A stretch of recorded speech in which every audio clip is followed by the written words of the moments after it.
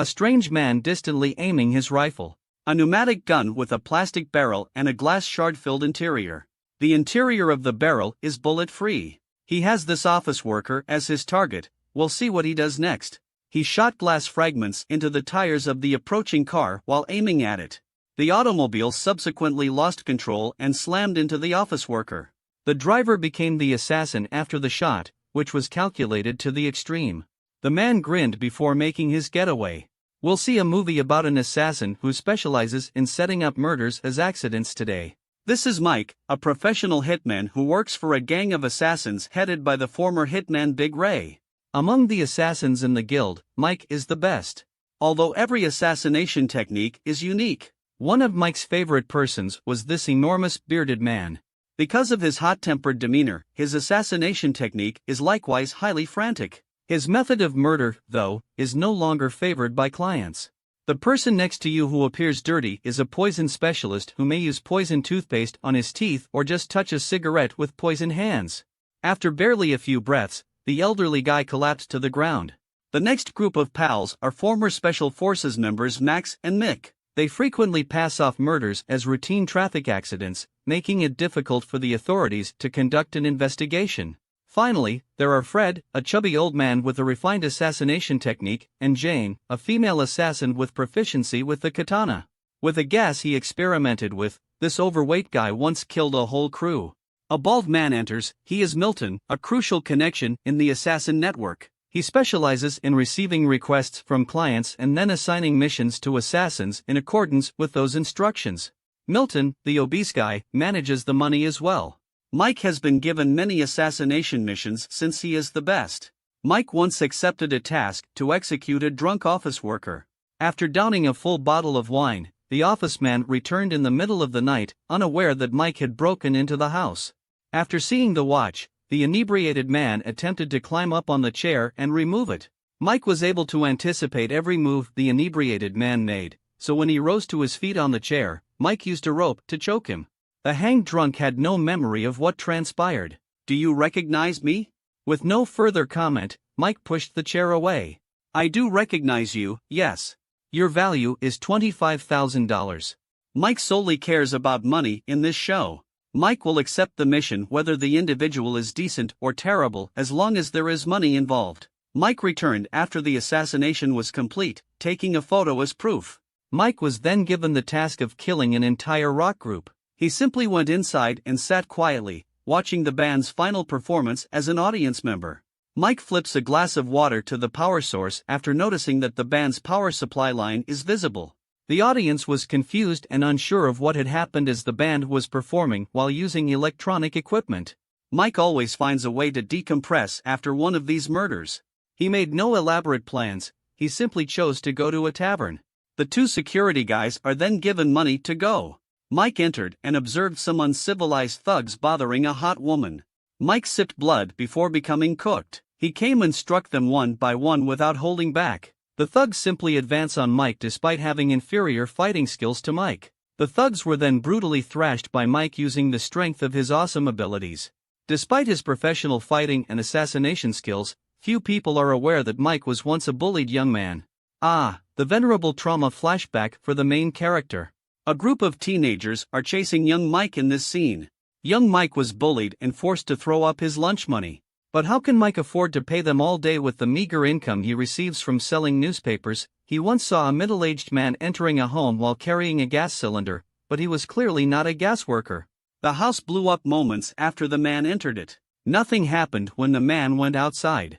Inquisitive, Mike went after. Weeks of observing this individual led to the discovery that he was an assassin who got payment for his crimes before staging them as accidents.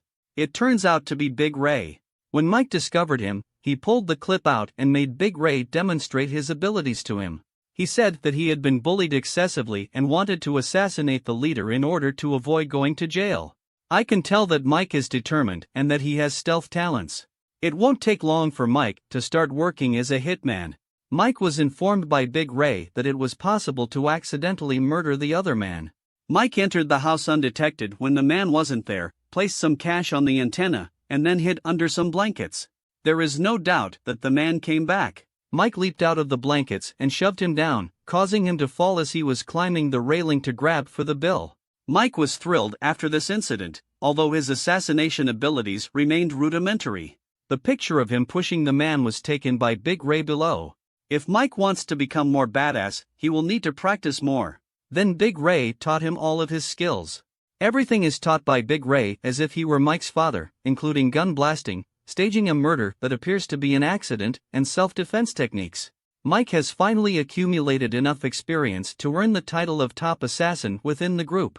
Milton once gave him the job of killing Root, a young accountant who was being paid twice as much by the customer to get rid of him as soon as possible. Without a doubt, Mike accepted the assignment. His pneumatic shotgun had a glass shard-filled barrel. Mike kept a watchful eye en route before waiting for a car to approach at the proper angle. He quickly opened fire, shooting glass fragments into the car's tire as it approached in the right moment, forcing the tire to deflect. In what appeared to be an accident, the car turned and hit Root, killing him. Once more, Mike simply grinned and continued on his way, leaving his brother driving in terror and believing he had just killed someone.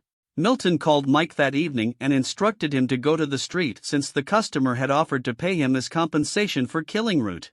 Mike was ambushed by a different assassin because he was late. The armature assassin attempted to use a variety of martial skills, but Mike consistently vanquished him. When I get there, you can use dynamite to blow up the area or shoot down from a high building, but you rush in and start shooting like a gangster. What a stain on the assassin business. Mike then dragged him up, struck him in the throat to make him suffocate, and then used force to break his neck. To make it appear like an accident, Mike dragged the assassin to the curb, placed his head on the pavement and parked his motorbike next to the victim's body.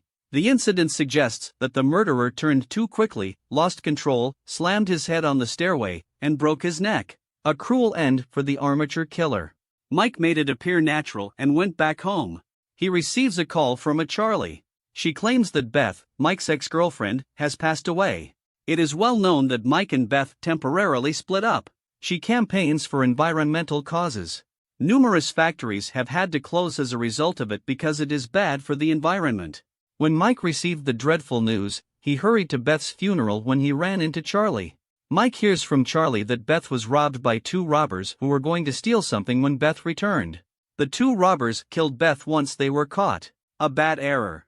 Two thieves were tracked down after the police discovered their fingerprints, but a few days later, both of them overdosed on drugs and died. In addition, Charlie disclosed that Beth was expecting a kid, and that the child was Mike's. Truly a tragedy.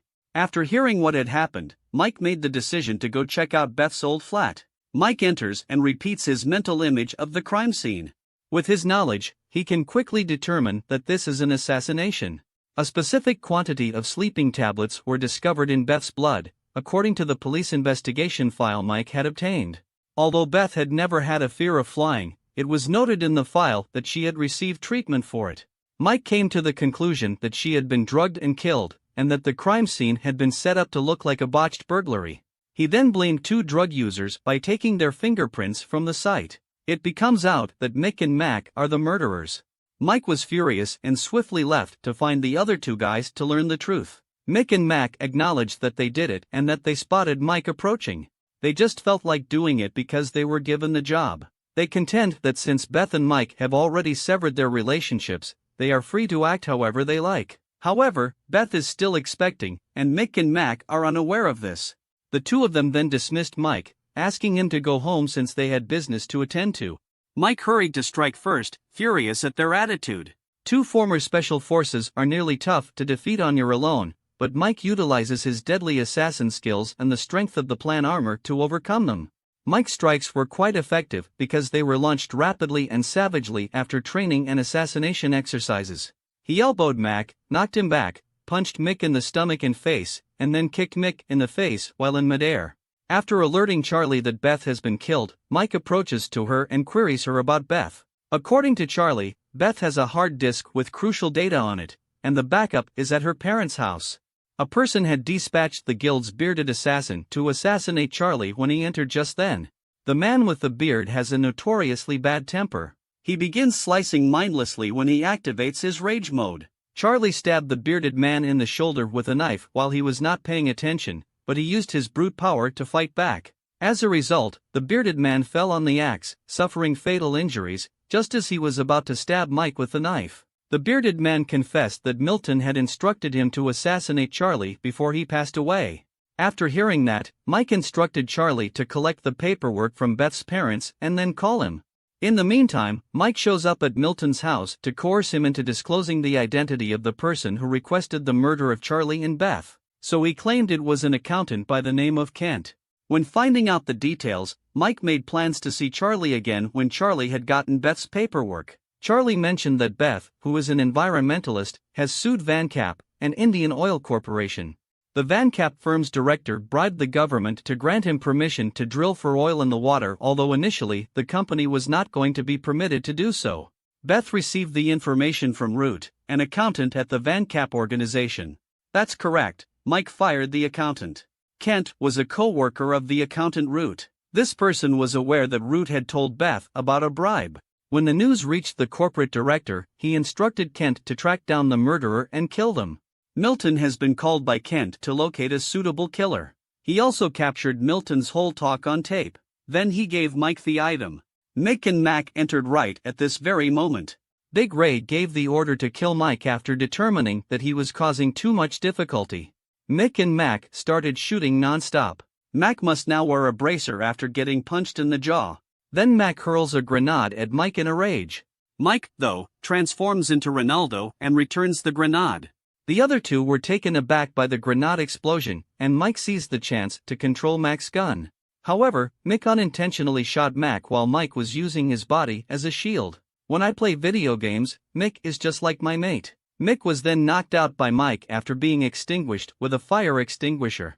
The poison assassin attacked Mike covertly outside, climbed up on his back, and used a poison towel to cover his nose before Mike realized what was happening and held his breath. The murderer was going to stab him with a knife, but Mike used his own knife to stab him and then shoved him down the steps. Finally, Mike encountered Fred, an assassin who was simple to pick on and had useless equipment in his pocket. Mike punched Fred and also knocked him unconscious. Mike gently removed a lethal bandage from Fred's pocket before walking away. Mike then meets a female assassin who uses a katana when he visits the director of the VanCap company. She was brought here by Big Ray to safeguard the former director. The female assassin was highly agile at first, thus it could be claimed that her talent was on par with Mike's.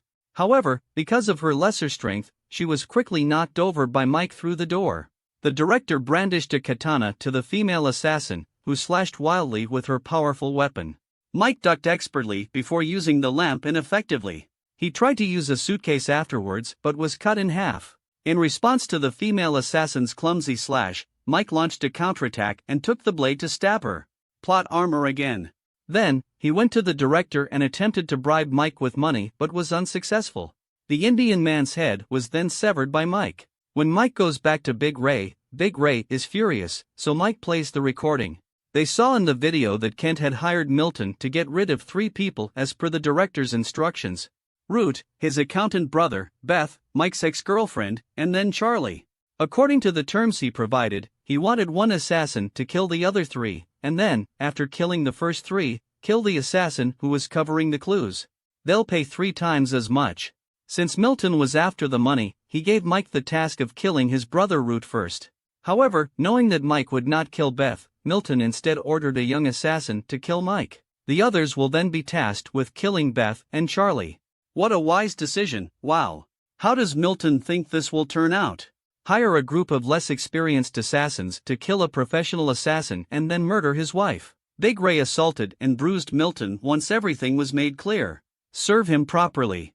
Milton was unaware when Mike passed him the poison bandage, and a short while later, he passed away. Even though Big Ray is aware of the facts, he is still furious at Mike for ordering the assassin he helped raise to kill the assassin group. He ultimately let Mike go but severed all contact with him.